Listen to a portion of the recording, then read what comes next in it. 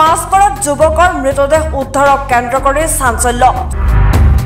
ছয়গাঁৱৰ টকৰাতিয়া মাছখোৱাত মৃতদেহ উদ্ধাৰ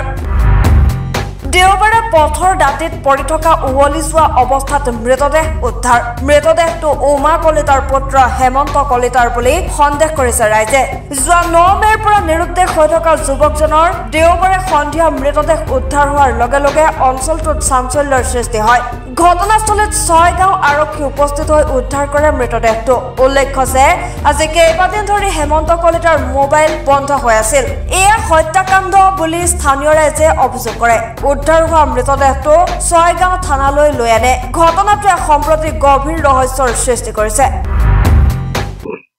বৃহস্পতিবাৰে দিনতে ঘৰৰ পৰা ফুলাৰি বনাব গৈছিল ৰামপুৰ বিয়া এখন ৰাখছিল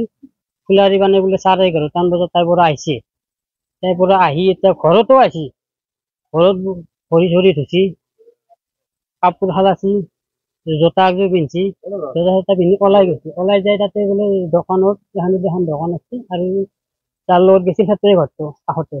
তাক বোলে মাত দিছে অলপ মাত দি অকলে উঠিলে বিয়াত যাবি না নাযাম বুলি কৈছে নাযাম বুলি সি যাই পেলাই ওলাই আহি বোলে দোকানত সৰু সৰু চলি কেইটামানে ধৰিছিলে বোলে বিয়া আছিল আমাৰ গাঁৱত এখন হাজিৰে আৰু বোলে মাত এইফালে গৈছে এইফালে গৈ পেলাই এইফালে মানুহ নোহোৱা আছিল বিয়াতো এখন বিয়াও আছে বিয়াখনতো কিন্তু চলি মানে আমাৰ গাঁৱত চলি আছে বিয়া আকৌ যোৱা নাই চকৰ পৰা পাৰে হোৱা নাই এফালে এটা ৰাস্তা আছে সেই ৰাস্তাটো গৈছে তাত মাতি নি পেলাই মাতিছে চলেন দাস গিয়েশ দাস কুমুদ দাস আৰু চলেন দাসৰ কন্যা পত্নী কলিতা দাসক ভাল পায় তাইৰ লগত অলপ সম্পৰ্ক আছে আগৰ পৰা আছে আজি নাই বহুত বছৰ হ'ল আহিব আছিল বোলে ইয়াৰ লগত মাজতে অলপ ৰিলেশ্যনটো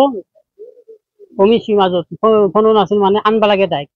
ৰিলেশ্যনটো কমাৰ পিছত আৰু মানে দুদিনমানৰ জোৰে আৰু ৰিলেশ্যনটো তাই বোলে কৰিছে কোনগাঁও দেখি লগ মানুহ কয় মোক নকয় আৰু এই ৰাতি ৰিলেশ্যনটো কৰি পেলাই মাতি নিছে ৰাতি ফোন কৰি পেলাই মাতি নি পেলাই মাৰিছে ছয়গাঁৱৰ পৰা বিশ্বজিৎ দাস দৈনিক অগ্ৰদূত ডিজিটেল।